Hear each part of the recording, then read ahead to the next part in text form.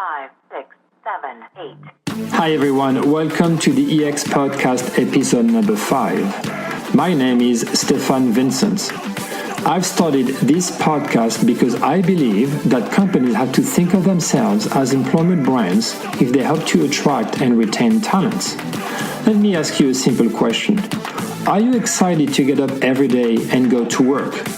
Well, consider this. Only 30% of the workforce feel engaged at work. That means for the other 70%, work kind of sucks. And yes, we all get it. Engaged employees are good for business. But why companies are not acting on it? After all, employees are the first ambassadors of a brand. Engaged employees foster innovation, deliver higher customer service, and bring creativity to the organization. In short, they are more productive. This podcast brings a different lens to the employee experience, a brand and customer experience angle rather than a traditional HR angle. In our episodes, we cover multiple topics that touch and impact the employee experience, like the key components of a positive employee experience, or office space design and its impact on the company's culture, the employee journey map, or how design thinking, collaboration, and innovation are intertwined. We also talk about employer branding and employee engagement tools and measurements, or the place of technology in the employee experience. Today's guest is Rex Miller, a 3-time Wiley author and 2-time International Award winner. One of his books, Change Your Space, Change Your Culture, inspired me to launch the EX Summit and the EX Podcast. Rex is a futurist, design thinker, innovator, in short, a very fascinating guy. Today we'll talk about office space design and its impact on company culture. Employee engagement is the key to innovation, and why we need to place the employees at the center of a company's culture. Why we need to change our mindset from push to pull. What are the future technology trends that will change the employee experience? This episode is brought to you by Mold, M-O-L-D. Mold is a full-service brand agency that works with artists, writers, and creatives to help its clients increase sales, book more gigs, and boost audience engagements. Its creative team of graphic designers, videographers, writers, and brand managers work together to make sure that every time a client's name is seen or heard, it shines. I hope you enjoy this conversation. If you get a chance, please make sure to review the podcast on iTunes. You can open the iTunes app and type in Stefan Vincent or EX Podcast and you will find us there. And last thing, if you want to send me feedback, suggestions for future topics or guests, you can reach me at svincent@exsummit.com or on Twitter at @EX_summit. All right, let's get to it. Hi everyone, welcome to another episode of the EX Podcast. Very excited for today's special guest, author and futurist Rex Miller. Rex is the co-author of Change Your Space, Change Your Culture. And the reason why I'm so thrilled today is because this book was one of my main inspirations to start this podcast and the EX Summit initiative. So if you'd like to learn more about Rex, go to GoMindShift.com. Rex, thank you so much for being with us today. Yeah, you're welcome, Stefan. On your bio, it says that you have an undergraduate and master's degree as a futurist. Tell me, what do you study exactly to earn a degree as a futurist? I'm curious. Well, my undergraduate degree, that was focused on what's called media ecology. And media ecology takes a deep look at the media landscape that a certain culture has and looks at the shifting landscape and how media platforms shift culture, technology, our relationships to one another, institutions. So a quick example, and you'll see it in a couple of my books, I walked through how different eras looked through oral culture, then shifting to print culture, or what we call the Gutenberg Revolution. And that's where most organizations are stuck right now, in the thinking and the structure of how the printed world used to operate. In the 50s, we shifted to a broadcast medium, so that became the dominant media landscape. Then in the early 90s, but really getting steam in the early 2000s, it became the internet or interconnected world. And now we're shifting into a new media landscape of personalized, social, mobile communication. And every time society shifts to this dominant form of communication, it's hugely disruptive to institutions that continue to operate in the old mindsets. So that was undergrad. The master's degree is around what's called strategic foresight.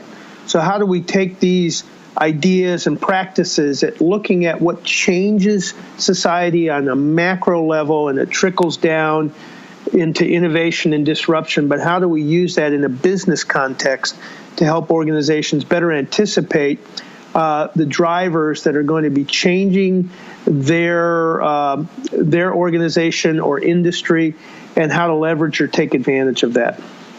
So it's very interesting, because somehow in order to predict the future, you have to know and learn about the past, correct? A great deal. And that was the first book I wrote in 2004, was really looking deeply at these previous eras, oral culture, print culture, to look at how they formed, to be able to understand the new context and why today is so different. Very interesting. Well, we'll get a bit later into future trends or what's coming up, in your opinion, in terms of the employee experience. But first, let me start with a question. In your book, Change Your Space, Change Your Culture, you start with a quote: "For decades, we've been building the structures of our lives as silos, cubicles, bubbles, and other isolated pods. We've thus created cultures of disconnection." What prompted you to write this book? Well, what prompted it was there was an event, an industry event in San Diego in 2012. And during that time, they brought out research on what the future office was going to look like. Workplace 2020 was the name of the research. In the research, they were listing the key dynamics that architects and designers needed to focus on: lighting, air quality, ergonomics, distributed work, all of these factors. And for me, it was really a frustrating presentation. In fact, I really got agitated and upset and expressed it, because in 1981, I was part of an organization called Facility Management Institute, and now called IFMA, International Facility Management Association. Guess what the topics were? Heating, lighting, ergonomics. But it was power distribution was because of the cubicle phenomenon. And I thought, oh my goodness, we're in a time warp. We've just shifted the focus, but it's all the same topics. Right. And I met with a colleague who is in charge of global corporate real estate and facilities for Google. And I asked him, his name's Dave Radcliffe, I said, Dave, tell me, are we in a time warp? What is the value you see that we deliver? He basically said, we don't see much value in what you bring to the table. We do the thinking, we expect you to execute. And then that started an industry conversation about what is the value we should be bringing to the workplace. And as we started looking at it, we found that there was a high level of disengagement in the workforce. Gallup's research over the last 20 years has consistently shown that, at least in the United States, only 3 people out of 10 are engaged. That means 7 people out of 10 would rather be anyplace else than work. 2 people out of 10, you're better off paying to stay home because of the negative effect they have on the workplace. Right. So we asked the question, if our job as architects, designers, contractors, and the supply chain, if our job is to deliver a workplace that's going to inspire people, where's the disconnect? Why are we not able to deliver that?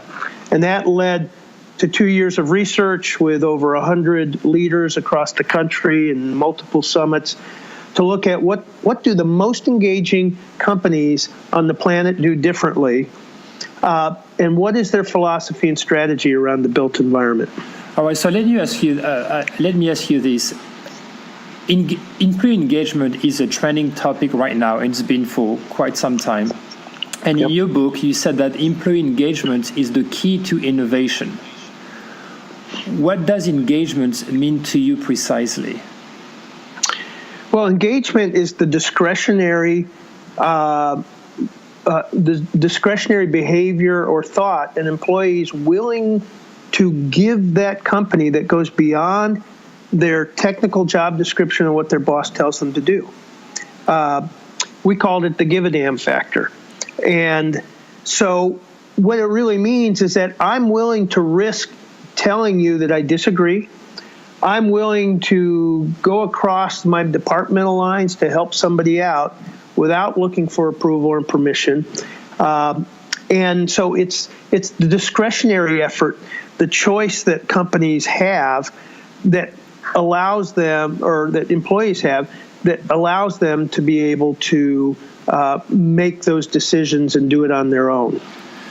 So that requires a culture of openness, right, to allow this dialogue without any fear of retaliation of some sort. Completely, right, yeah. So how do you measure engagement? Now, let's say that you have a company that has that culture of openness and dialogue that foster that engagement and employees to go beyond their technicality or their technical work. How do you measure that engagement? Well, there's several tools that have been around for a while. Gallup has one called the Q12. TAG has one called the Engagement Dashboard. But it surveys employees on how they feel about the leadership. You know, whether, for example, one of the metrics, do you believe leadership comes through in challenging times? Do you see leadership walking their talk? Is there congruence in their behavior? Is it a safe environment to bring up a disagreement or to make mistakes? Is it a learning culture or is it a blame culture? And I use a trust matrix that is in the book prior to the one that you're referring to. And project teams, for example, we start out with that very question because trust is a very low factor in most construction project teams. And we like to survey to see where everybody's baseline starting point is on the level of trust they feel towards one another. So there's ways to talk about and ask questions that get at the level of kind of the cultural level. Cameron Quinn and the University of Michigan developed a competing values assessment that looks at cultural typing. So there's lots of different tools. Companies have several measures. The challenge that companies typically face is that a lot of the engagement surveys they give are really internal marketing tools. Yeah. And so, you know, the proven ones that are out there, like the Gallup, like the Cameron and Quinn, like the TAG Consulting, are really well established and they've got really good metrics in them and really help give you a granular level to see what's behind the surface when you go into a company. So for those listening to us today and either don't have any engagement measurable tools or are using a sort of old school tool, what is the thought process you would recommend for them to look at different and more meaningful tools to measure engagement? Well, so there's a wide range. One, of course, is cost. Two is simplicity. If you get very complex assessment tools, you don't get a really high engagement. Gallup's Q12, it's 12 questions, 12 simple questions. So the value of that is it's easy, it's very well vetted, and it's very intuitive. The challenge is the granularity of it. You may not get as granular as you want. So that there's lots of good resources on the internet to just begin to look at engagement survey tools, pros and cons, and I would start there or talk to a company that uses one and is getting good. They're actually making management changes because of it. The ones you want to be careful of are the ones that I had one company said, yeah, we've got a 95% engagement level. And knowing what I know about companies and having worked with this company for 5 years, I knew otherwise. Right. And so I was able to say, well, I think you're probably more in the average than what you think you are. Would you say that employee engagement is a result of a good or positive employee experience? Totally. I mean, when you look at, Stefan, I think that's a great way to frame, is beginning to look at employee experience. For example, Google does that. The Four Seasons, they do what they've called not just employee but client. They look at the guest journey. What's that experience like from the time you land in the airport to the time you get to the building? And then what does it look like when you need help? And they measure all that and they look at all that. Google, Dave Radcliffe describes his job not as corporate real estate and facilities. He says, my job is to take the friction out of work. So one of the things he did is looked at a friction point. And one of the friction points is commuting to Mountain View. It's a terrible commute. It's expensive. You can't live near there easily. And so it allowed him as a corporate real estate person to say, let's create this bus system that when somebody gets on, it's got all the amenities, high-speed Wi-Fi. You clock in, you're as good as being on campus on the bus, and let's reduce the friction of work. So I think employee experience is the new future for HR, corporate facilities, real estate, the wellness folks. That's the lens to look at. I'm totally on board with you. My whole approach to the employee experience is to apply most, if not all, the customer experience principles to the employee side. That's brilliant. Yeah, I think so. So, in your opinion, is the employee experience the same as HR? And second question is, should EX be driven by HR, operations, marketing, customer experience? You're opening up a really big topic. Because when you ask the question, who owns engagement? Yeah. Nobody raises their hand. Nobody knows where it falls.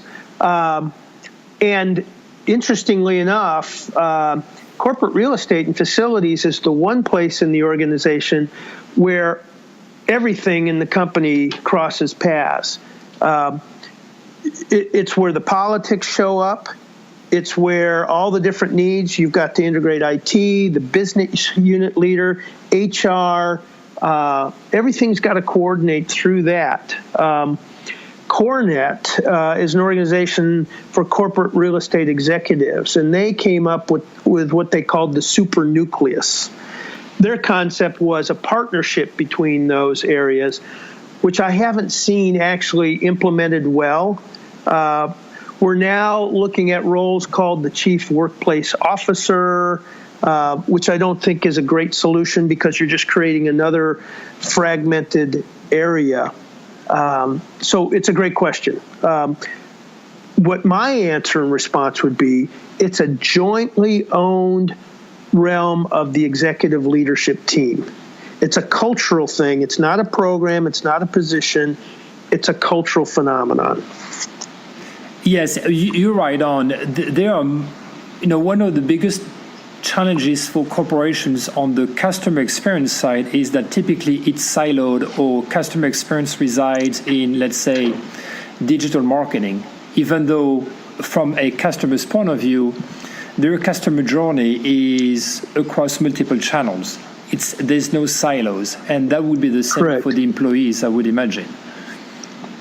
Yeah, and Stefan, there's so many other areas within the company that have the similar challenge. Safety, for example, is typically a department, but it needs to be a cultural phenomenon.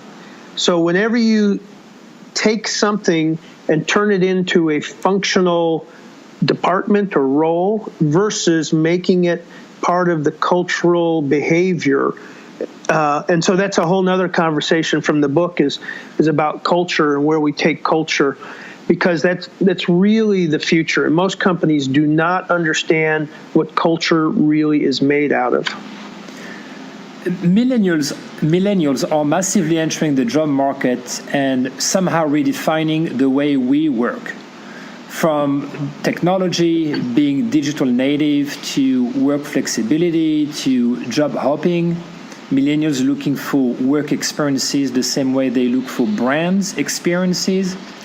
There is a collision of generational cultures and beliefs in the workplace. In your opinion, how do companies prepare for that? Well, another great question, and you see it everywhere.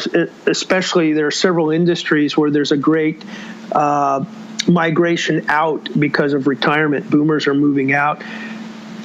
Federal government, lots of industrial companies, and they're not attracting the new generations in. And so part of it is getting into their world more. There's a great TV show in the United States called The Undercover Boss. Yes. And it's a TV show where the boss goes out and all of a sudden sees what the front line is like, and it's an epiphany. It's like Scrooge, all of a sudden seeing the error of their ways. Now, leadership teams are not intentionally disconnected. They're structurally disconnected. They've got different pressures and different demands and different people they have to answer to. And so they make decisions about the organization in this abstracted world. There's a lot of new information coming out in behavioral economics that I think are going to start helping organizations understand the difference between great plans on paper and the humans that have to experience or execute those plans. So I think a lot of it is just the natural disconnect between leadership and the frontline workforce and the new workforce coming up. I think you find whenever a leader gets a chance to spend time with these young people, they come away with a better understanding and a deeper appreciation for what they're capable of doing. That's a good point. There is a very important chapter in your book about changing design from push to pull. What does it mean? Yeah, so that was that's a concept that John Seeley Brown and another of his colleagues found, and it's really an internet phenomenon. In the old industrial world, we push things out to the public. Marketing is a push experience. Here's our message. We're pushing it out to you. But right now, as we've gotten more into just-in-time capabilities and the internet capabilities, what I want something when I need it, tailored to what I need. So learning, for example, I used the story of my son Tyler in the book. where the learning experience was not somebody creating curriculum and then his having to digest the curriculum. It was giving him a problem to solve and letting him go out and find answers and solutions and ways and assemble it like a maker studio, learn the content through creating something, but all the resources and supplies were available to him in real time. We have to get more that way. If you look at the military, more and more the military is going to a pull kind of phenomena where you have situational awareness in the battlefield in real time, and then the people who are the soldiers that are in the fight, in the context of the fight, ask and pull for information they need at that moment that's tailored to the specific situation they're in, as opposed to mass-produced, or this is what we've got to work with and here's how we're going to do it. Construction is moving that way. Integrated project delivery. There's something called lean construction. Pull planning is, instead of having somebody schedule everybody's role ahead of time, what pull planning does is have all the people who are going to do the work get in front of a big calendar, and you work your way backwards as to the building opening, what's the next thing to do, and you have all of them create the schedule. And you typically find that they take out 25% of the wasted effort and are better coordinated because the people who are doing the work are doing the planning instead of a central scheduler scheduling it for everybody. So you see more collaboration between teams and individuals in a pull environment versus a push environment. Yeah, total. I mean, and a construction project is one of the best examples, because in the past you have a project manager, and that project manager's job is to create a critical path, and with everybody's role and when they're going to do it, without a lot of input from the people actually doing the work. And so the new model is, here's when it has to open. Let's work our way backwards and let's get the people who have to do that work to begin to figure out what the best schedule is. Going back to office space and office design, of course, just by shifting from closed offices or cubicles to a hybrid concept of open collaborative spaces and more private spaces, it's not enough to change an organization's culture, right? So what needs to happen, and what role does design thinking play in the process? Yeah, it's a great question. So one of the stories in the book is C.B. Richard Ellis. They're a commercial real estate broker. Excuse me. And their world is usually built around the art of the deal. Okay, so that's kind of popular now, the whole concept of the deal maker. In the commercial real estate world, the broker is king of the jungle. They are the franchise players. They are the high-paid quarterbacks on a professional team. And however the broker fares, so goes the destiny of the brokerage firm. Well, what's happening is that as more information is available to owners about availability of real estate and comps, that role is becoming more competitive, more of a commodity.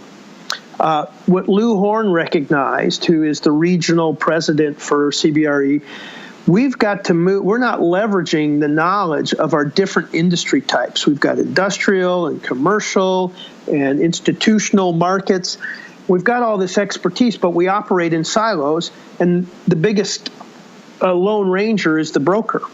So how do we create a team collaborative environment? That was a huge challenge, because the brokers have these 15 by 15 private offices. They've got their ego photos of them with the president on Mount Kilimanjaro. They've got their silver shovels lined up. Their backstage passes to the last Eric Clapton concert. And they've got their files, their sacred files, and they've got a gatekeeper. So Lou Horn had to convince them that part of becoming a team and collaboration is we have to give up our private offices and have more exposure. Several of the brokers said, over my dead body. But Lou was very instinctive. He wasn't trained in change management, but he was brilliant in how he brought them along to explore and see. And space was a key part of breaking up the legacy habits and behaviors and the silos. So he had a very collaborative approach. 25% of the office was involved in coming up with the new concepts. And they had different committees on technology and art and furniture and design to help handle all of this. But in the end, they needed to create a new environment to not only break up the old habits and behaviors, but to also reinforce the new habits and behaviors they wanted. So it was very successful. In your mind, design thinking, is it only limited to design, or is it bigger, broader than design? Well, so if you look at design as basically an attempt to solve a problem. Right. And if you look at the essence of what design thinking is, what design thinking tries to do is put yourself in the shoes of the user of the experience or the product. Empathy, yes. So that, and then go through an ideation process and a prototyping process. I think the next stage to that is not just empathy, but co-creation.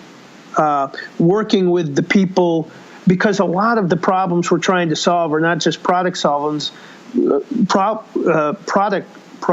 but they are complex. Yes. They're wicked problems. They have social dynamics to them. They have multiple stakeholders. And the challenge we've had in the past is that we've been solving problems as outside experts for complex systems. And when we try to implement these problems in the complex system, the system is designed to reject them or to fight and resist them. Now, changing a little bit of subject, but still somehow related to it, you have some great stories in your book. Could you tell us stories maybe around Zappos in Las Vegas, or maybe Cummins in Columbus, Indiana, that would illustrate your approach? Yeah. So Cummins, I love Cummins because it's in a small town. Yes. South of Indianapolis, 45 minutes south of Indianapolis. It's about a 55,000 employee town. Cummins is one of the top global diesel engine manufacturers. So they've got a really strong public-private partnership, really good partnership with the community, with the schools, but it was by design, and it came out of a need. In the 1950s, they needed to attract new engineers to this town, and they had a failed school project. So J. Irwin Miller agreed to provide the funding for an architect as long as it was one of 5 world-class architects. And most people don't know that today Columbus is rated number 6 in the American Institute of Architects list of world-class cities of world-class architecture. Really? That's impressive. Yeah, they've got more than 72 structures and sculptures from mid-century world-class architects. But what they got out of this, so here was the secret. What they gained is this thing about understanding how to build social capital, that building and designing things together and bringing stakeholders together to do it creates social capital or culture.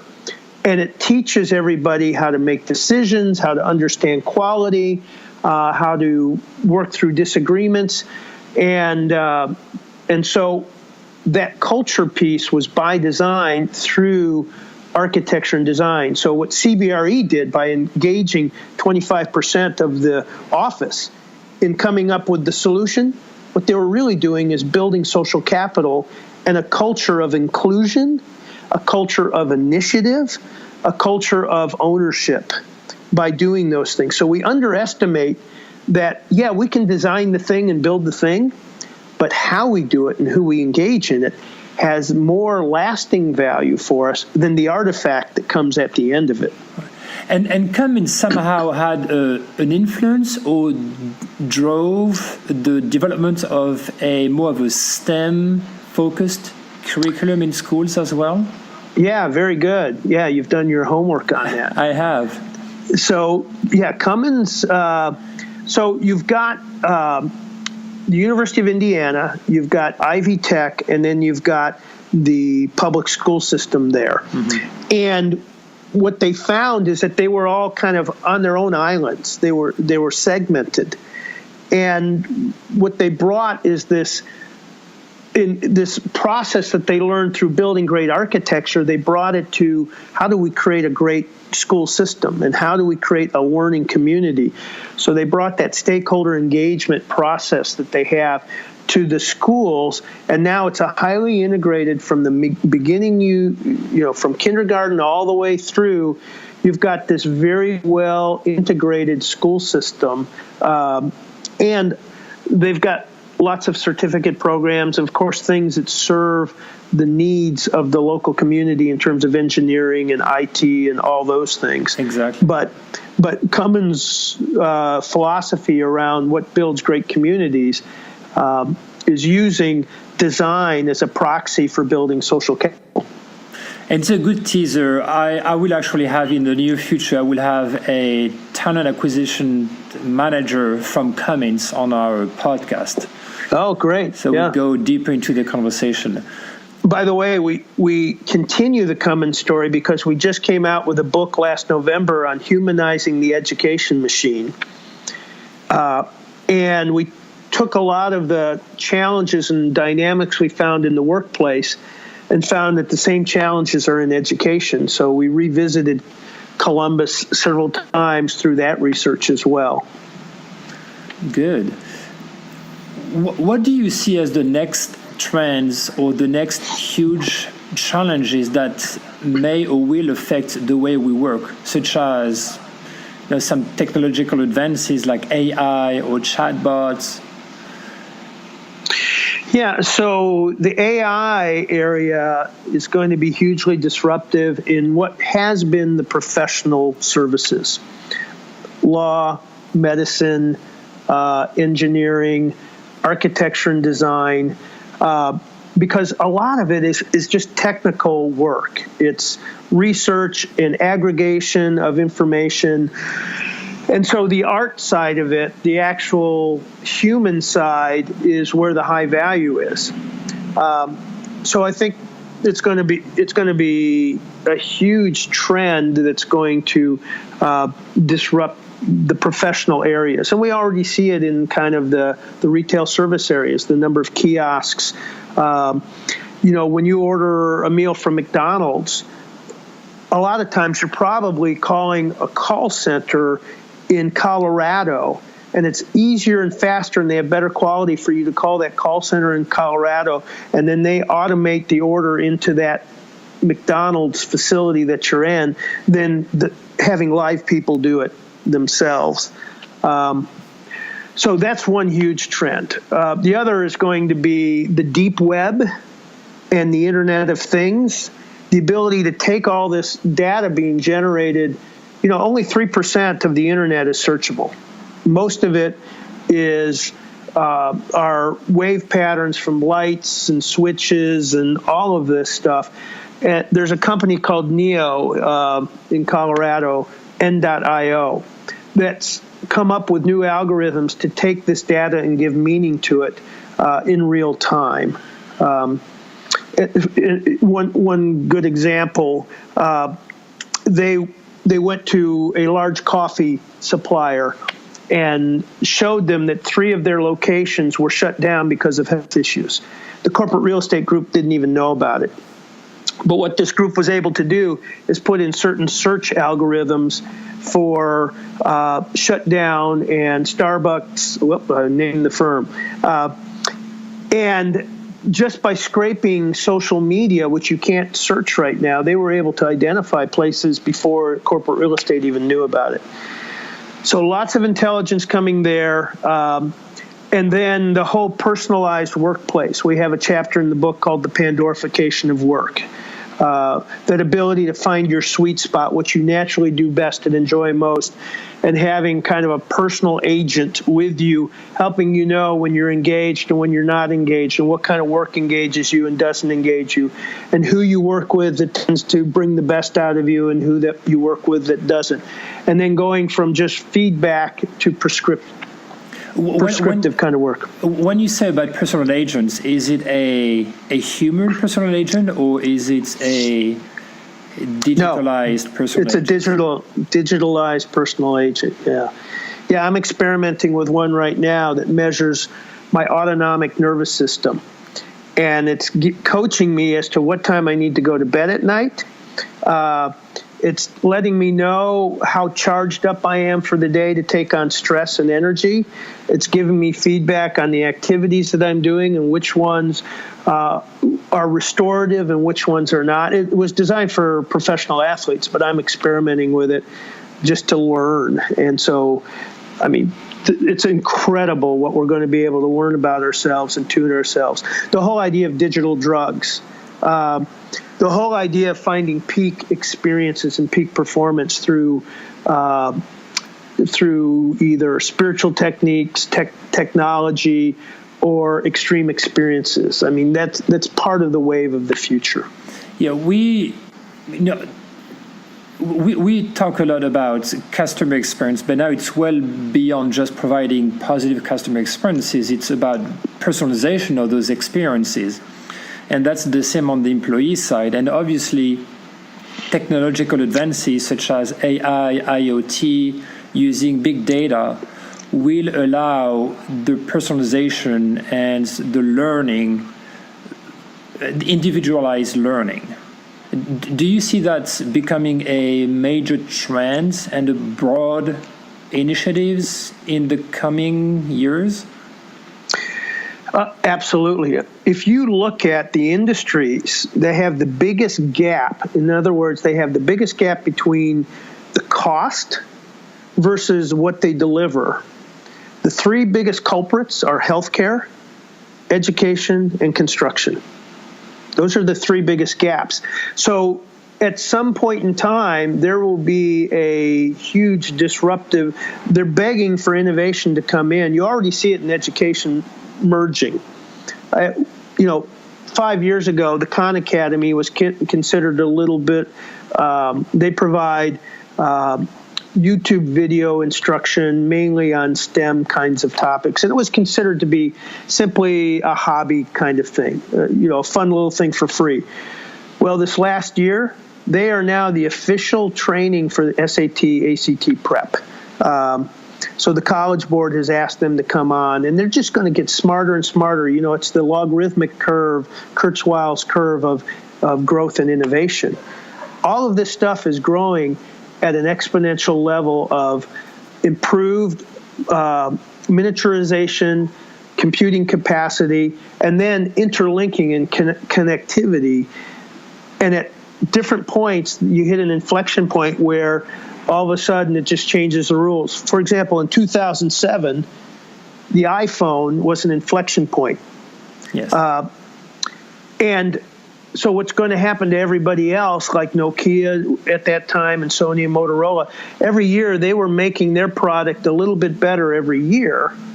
But what happens is they lose what they didn't look at the logarithmic advances of memory, communication, connectivity, and then visual screens all coming together. And at some point in time, the cost curve and the size and everything just allows it just to change the rules overnight.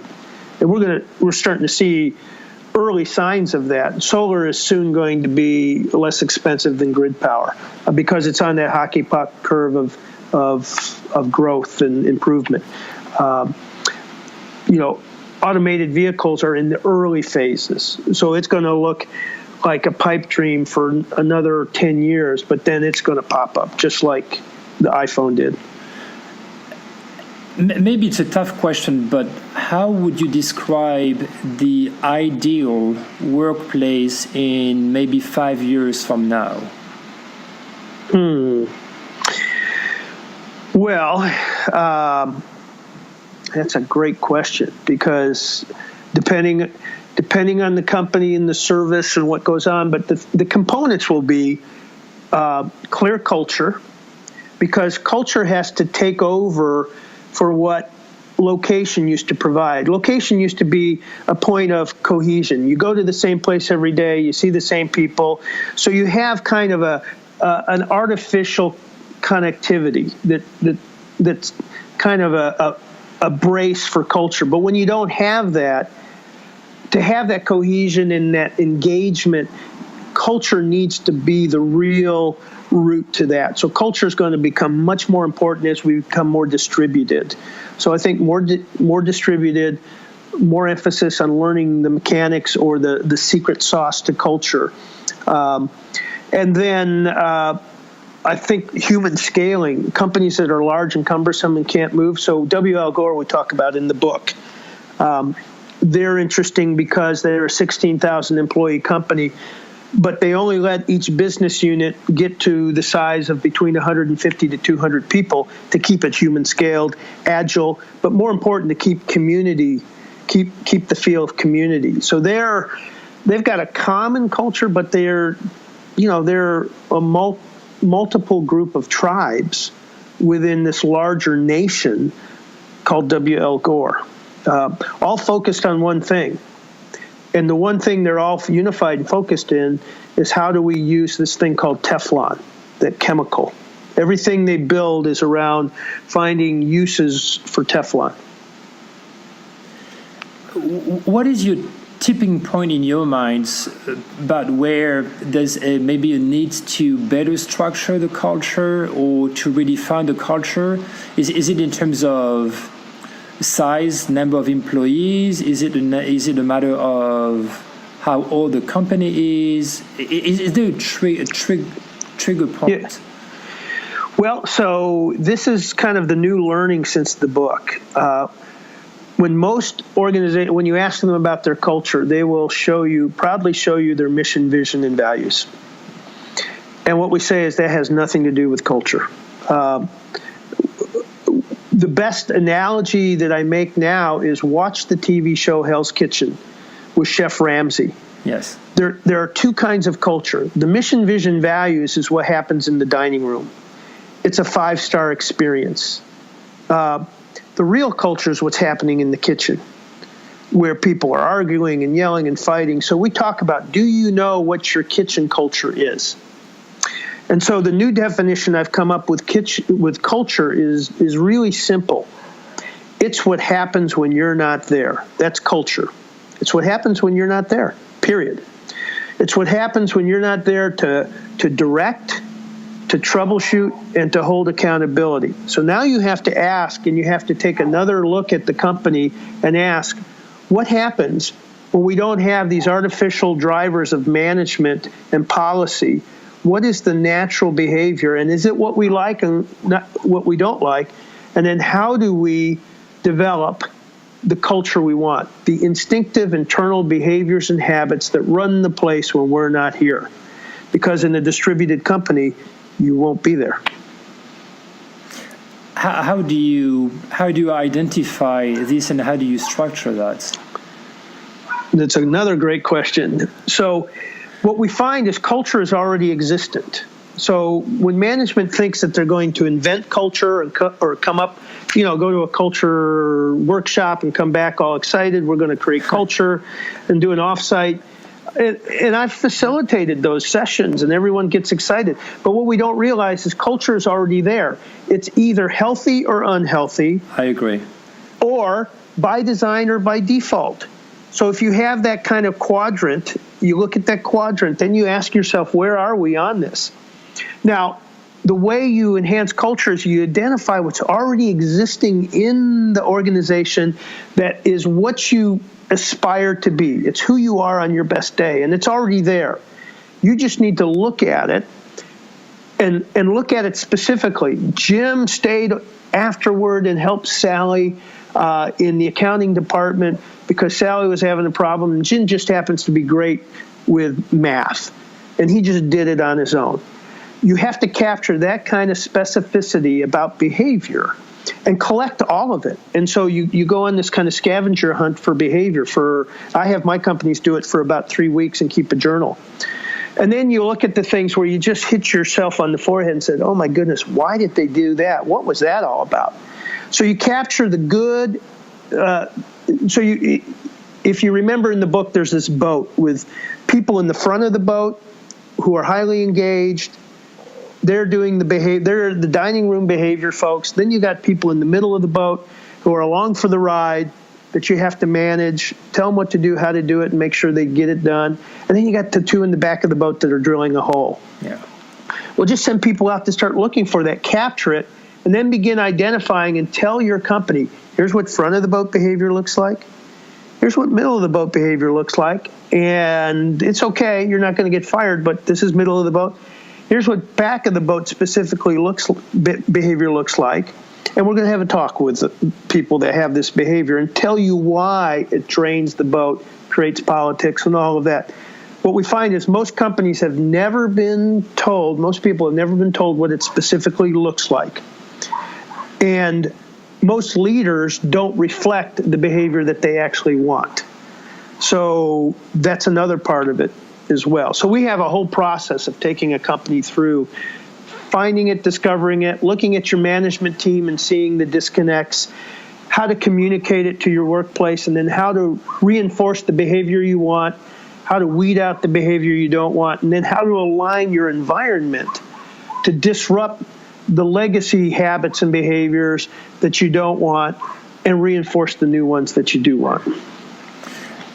Can you duplicate culture from a company that is well known to have a very strong and robust culture? Can you duplicate it to your own organization? Well, that's another really good question. And all these questions you're asking almost feel like a whole interview on itself.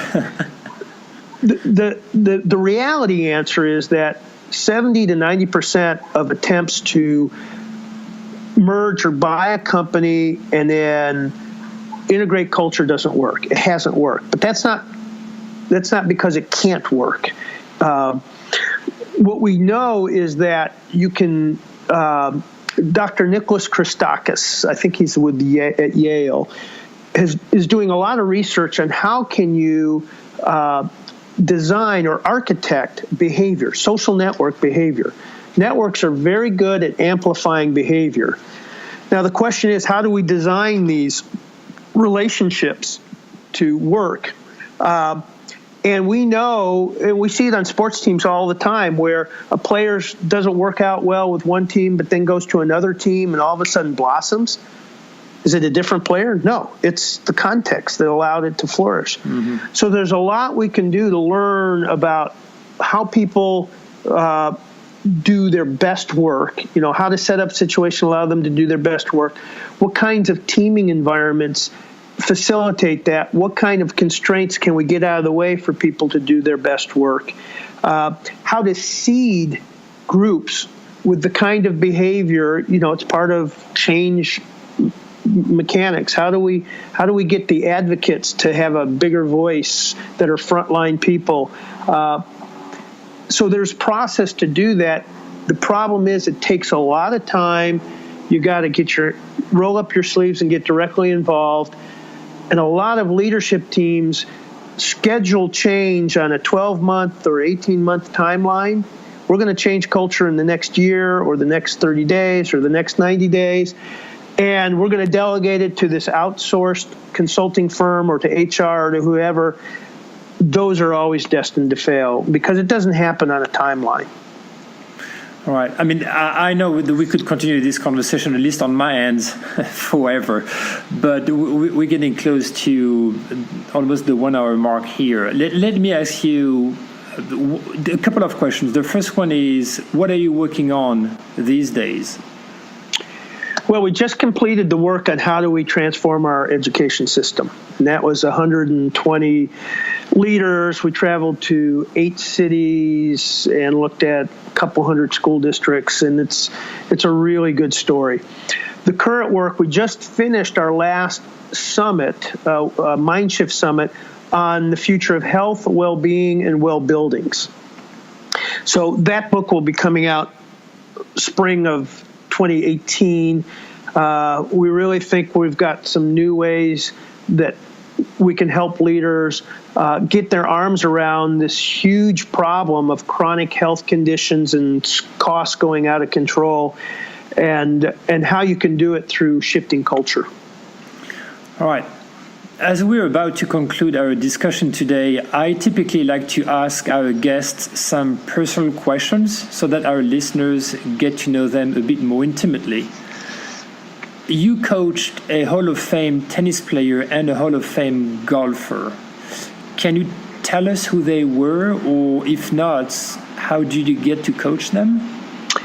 Well, so I can't tell you who they are, but I can tell you that what we use, so this is on the cognitive side, and I use the Gallup Strength Finder assessment tool, and what that allows us to look at is what somebody naturally does best and enjoys most.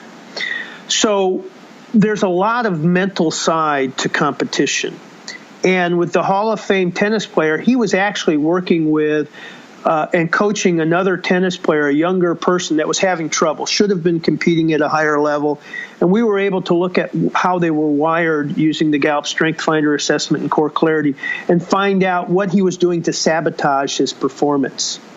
The Hall of Fame golfer was also in the phase of their career where they were coaching a lot of people, but we saw what her success formula was. She was a brilliant tactician on the golf course. She never understood why she was good at it, but now we were able to unpack as to what her secret sauce was, so to speak, and why she did so well, and how she can translate her style and help others find their own personal style, as opposed to trying to make everybody do it the way she did it.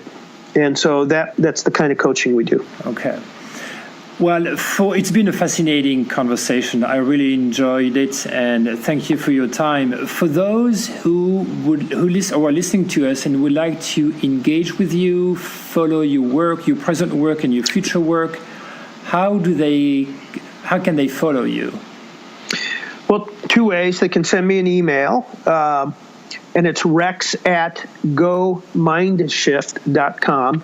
They can go to the website, GoMindShift.com, and then they can look up some of the books on Amazon.com. I do answer my emails, so if they write, we'll answer them. Well, thank you, Rex, for your time. It's been a pleasure. Thank you. Yeah, this has been a great interview. Really provocative questions. I appreciate it. Thank you. Hey, everyone. Thanks for tuning in to the EX Podcast. If you want to learn more, you can visit our website at exsummits.com to find out when our next events are. You can also find my manifesto on business to employee or B2E branding at b2ebranding.co.